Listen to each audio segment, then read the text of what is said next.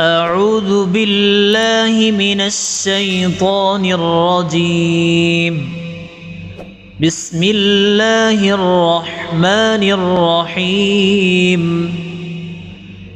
كان الناس أمة واحدة فبعث الله النبيين مبشرين ومنذرين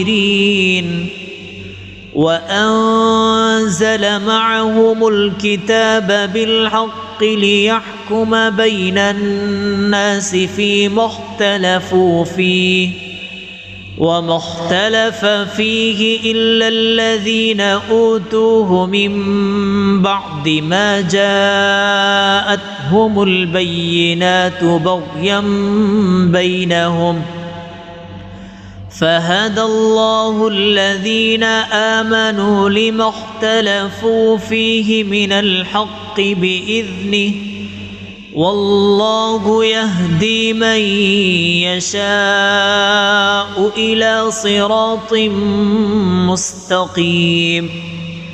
أم حسبتم أن تدخلوا الجنة ولما يأتكم مثل الذين خلوا من قبلكم مستهم البأساء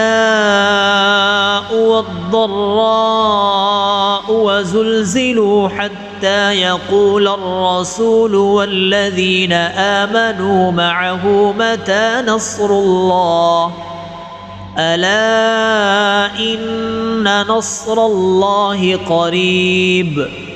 يسألونك ماذا ينفقون قل ما أنفقتم من خير فللوالدين والأقربين واليتامى والمساكين وابن السبيل وما تفعلوا من خير فإن الله به عليم.